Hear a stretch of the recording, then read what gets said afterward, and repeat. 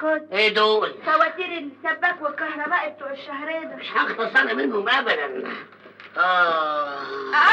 ايه؟ لا ولا حاجة.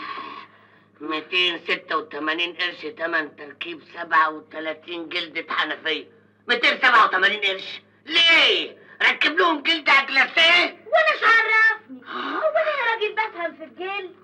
وايه دي كمان؟ 893 قرش تصليح 36 سيفون. هو انا كل شهر هصلح السيفونات دي؟ انا هشيل السيفونات دي خالص خالص.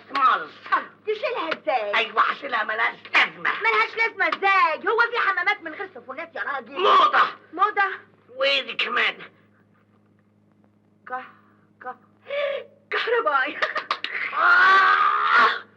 14 جنيه و80 قرش تمن شبك حديد.